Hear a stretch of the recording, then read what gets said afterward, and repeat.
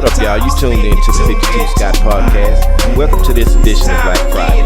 I'm your host, Slash, and with me I got Comedian 96, K Money, and Freddie G. Together, we the Mind of Men. Don't forget to like and subscribe, plus follow us on Twitter, 52 Scott Podcast, on Instagram and Facebook, the 52 Scott Podcast. All right, welcome back to Black Friday. Another great topic.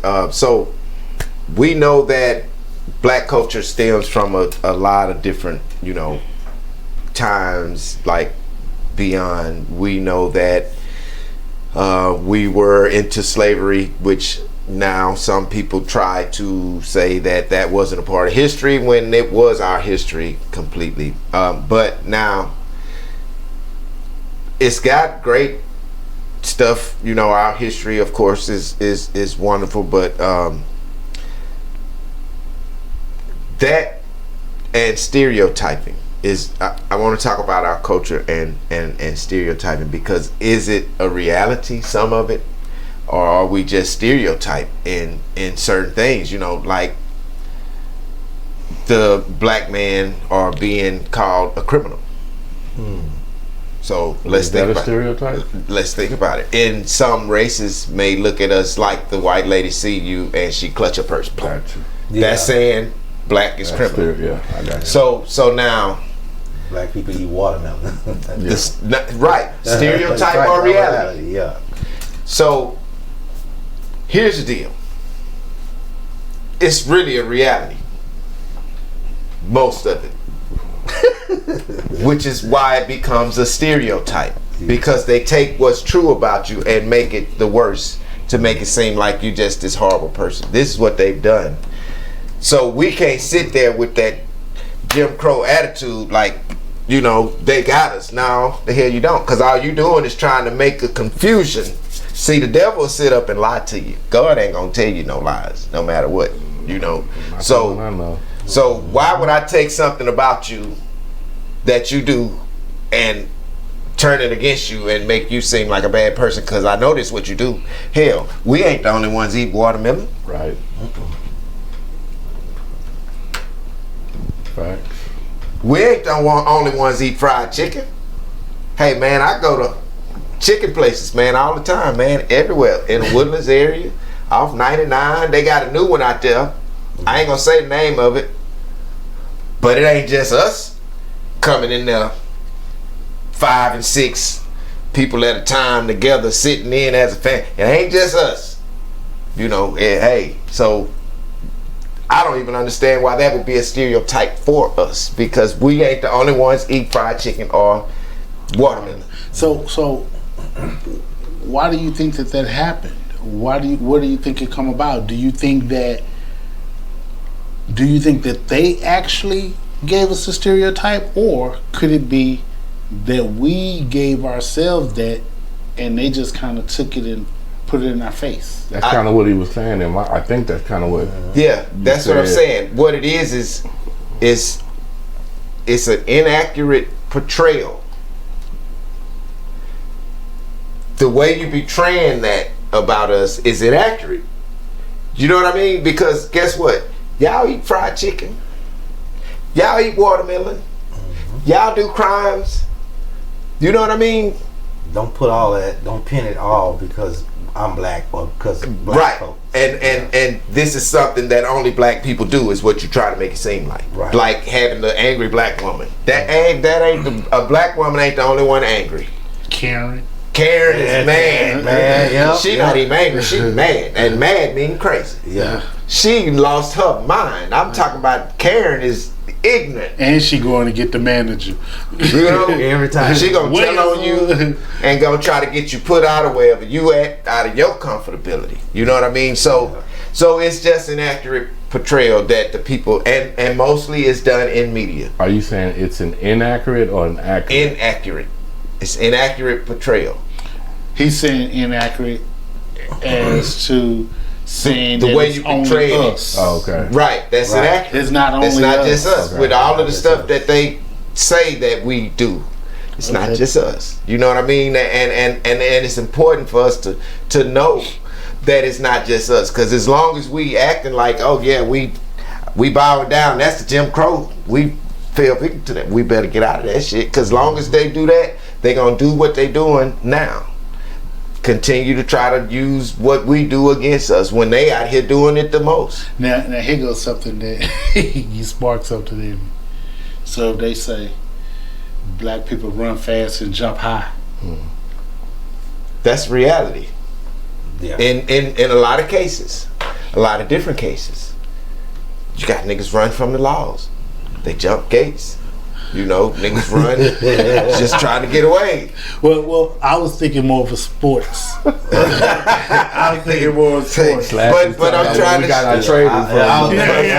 But I'm showing it right. He said, "Well, we got to trade." Man, I'm just saying, we gon' run from a problem, and that's not a stereotype.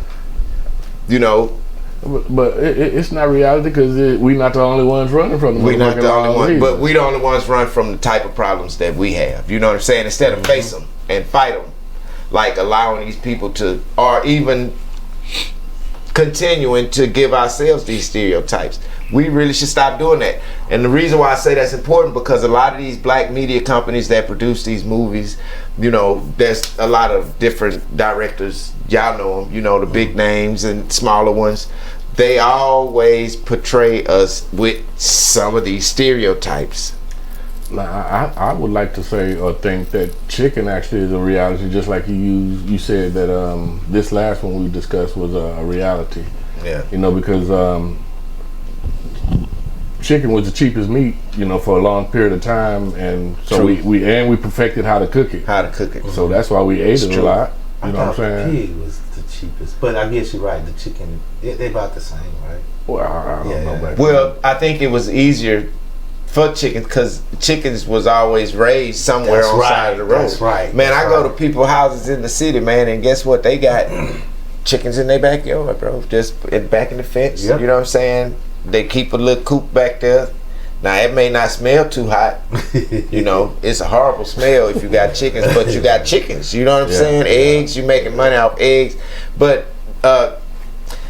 back to the stereotype types, you know, it's just crazy that some of this stuff we really have to deal with, man. And I just think the reality of it is we need to focus on, you know, back to where I was with the directors in the movies, is not making them so stereotypical. You know what I'm saying? When you look at some of them, man, everything's stereotypical. They have, now I understand that some things are just reality. Like, it's gonna be barbecues in the summertime. That's a reality.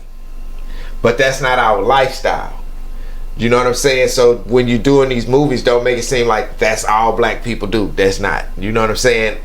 You can portray that in a certain way, but don't make it your whole show about being in the barbecue with the black folks. You know, that I think that's more stereotypical than just having a piece. Oh, they at a barbecue in the backyard at a family gathering, boom, and then we go to something else. So it's a difference. So don't portray it in a bad way where the whole show is in the backyard barbecue and now you showing everything, because all you're gonna do is show Johnny over there with 240 ounces. Yeah, I was just about to say, that's what make it look bad. When you know what I'm saying? Stereotype in that manner. When you play into when our race play into the stereotype. Exactly. You know, somebody gonna be shooting dice. You know, you know what I mean. And we've saw, and I ain't gonna lie, there's a lot of directors that showed us this, and you know, upcoming we saw these types of things, and that's fine. But the thing is, we've seen that. Let's move on past that now. Right. Things are different now. You know, let's talk more about what we need as a black culture. Let's put that in the movies. You know, rather than destroy us on what we already have, give us something we don't have and wake some people up, because some people are not woke. You know, it's funny you said that, because that's, you know, that scene in School Days where Lawrence Fishburne is yelling "Wake up." You know, that's what needs to be done now, right now. It needs something like that. And then too, there's another stereotype about black people often have a musical talent or athletic talent. You know, we've always been portrayed like that. You know what I'm saying? And reason being, most parents will put their child in a sport, hoping that they can one day be in the top league of whatever that sport is. To get in my To be in that profession. You know what I'm saying? Yeah. So that's where I think that comes from. But that's a reality. Yeah. So let me back up for a second in regards to the cookouts, the movies, and stuff like that, right? So when we have certain producers that may produce certain things like that, and then you have some producers that may think that that's buffoonery, Right. right? They make think that that's buffoonery. Mm-hmm. Well, the masses of the people actually go and support the buffoonery of what some people think is the buffoonery. Right. So it's like you're supporting your own. So it's kind of like a double-edged sword. Yeah. It's a double-edged sword. It's a double-edged sword because you're supporting the black man or the black woman or the black producer, whatever. You're supporting them in their project. And then we But critical of what we're supporting is what some may think is stereotype. buffoonery. Yeah, right. Now, is that another stereotype? What do you mean? Black folks being very critical. Yeah. Well, I think that. ourselves, on I think ourselves. that all races are critical, and I think that the white race is more critical toward blacks than any other race. I don't think that we're as critical amongst each other as it may seem, as we may think we are. Well, I mean, that was a good example you just said right there. We would go, how it was a double-edged sword. We would go to support something that's advertised of such because it's definitely gonna catch our eye and it's gonna look very entertaining. But then when we go be highly critical of it. Yeah, that's the thing though. Yeah. Like, I wasn't saying it in the standpoint of being critical of the project. I was speaking of we're supporting a black project, Right. and what we're supporting to some may be considered buffoonery, Yeah. which meaning that, okay, I'm going to support it, and we're not talking negative about it. Hey, I enjoyed it, man. It was good, and blah, blah, blah, blah. But there is and a lot of times, yeah, you're right. But a lot of times, the reason why people will support those things is because, number one, it is a black person that may be doing this, so you want to show love to the culture. But at the same time, we support it and we say that it's good because we can resonate And with relate. it. We Yeah. can relate to it. Yeah. We can relate to somebody drinking Kool-Aid.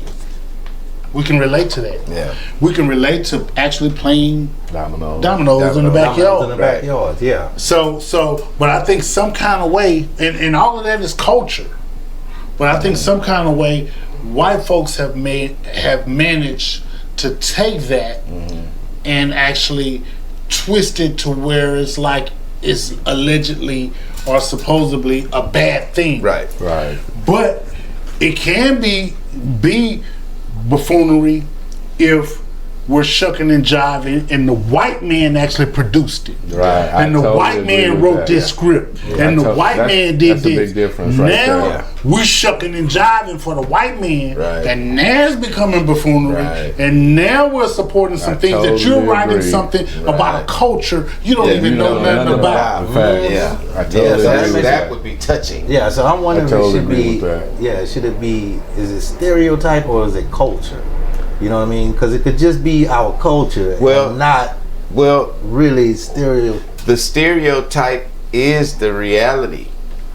And I think it becomes stereotypical in the example that Freddie G just used. If it was a white person that was producing or directing such film, then they're stereotyping us because they don't know nothing about the culture. Yeah. Right, But right. in a person like Spike Lee, John Singleton that comes from the culture, Yeah. they're just it's a showing what reality. we do or what we've dealt yeah. with or what we've experienced. It's So, the reality. yeah. Yeah. So they take the reality and make it stereotypical. Remember? We And that's the point. What makes it stereotypical is that you guys, meaning any other race outside of the black race, think that you can write about this and you got the knowledge and you got the expertise and you know what our community does. Right. You know this. Hell, flip side. Bill Cosby created the Cosby Show. Right. Which shows and depict that we are doctors and we are lawyers right. and we are college Look, educated. And what that mean? That's a strong family bond. Yeah, right? yeah. He So, depicted that. yeah. Yeah, So, and they gave a different look on what the black family Man, looked right. like. let me show you something with that. And I know you want to speak in Yeah. the United States, but let me show you something with that. The reason why we enjoyed it is the same reason we enjoy what some may consider buffoonery. We enjoyed it because we can relate. We know Yeah. that there's a smart black doctor. Somewhere. We know that there's a black lawyer. Yep. We know that black kids are in college. Yep. And so certain white individuals may not see us in that light. Right. So they don't want to write that They script. can't write it in a script. It's not a reality for them. Yeah, they can't write You the see the script. stuff in their scripts. Okay, so with us saying what we're saying, and I totally agree with everything that you're saying, but y'all know all the classics that have been written are done by a white man. So would you consider Give an example of one. the Jeffersons? Okay. Lear. Norman Lear, right? Yeah. Check this out. Girlfriends. No, hold on. Let me address the Jeffersons. Give me, I know. Well, no, not the Jeffersons. I'm sorry, Good Times is Good a better times. one. Yeah, Good Times. So check this out.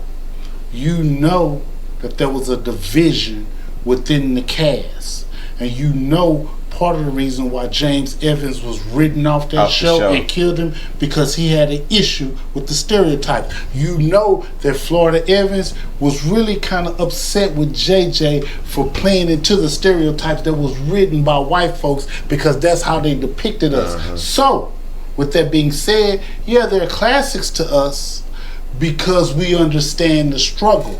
And we as black folks have always had to laugh through the struggle, Right. Yeah. from the pain. Right. So when it comes to shows like Good Times, yeah, I agree, they are classics. And yes, I agree that it is a reality. But if a black man had written Good Times, I don't think that it would have been as much controversy as it was with Lear writing. Here's why. When I say controversy with Florida and James, here's why. Because if Florida and James actually approached that black man who actually wrote it and said, hey man, I don't think this would be good for it here. I don't think we should depict it. I think that black man would have understood it and listen. Right. Yeah. Versus the white man Just got a script. That just got that wrote a script. Yeah. And these stereotypical jokes. Yeah. And how you're making, I'm using JJ as an example, and how you're making JJ sound dumb when he articulates himself Right. in certain ways.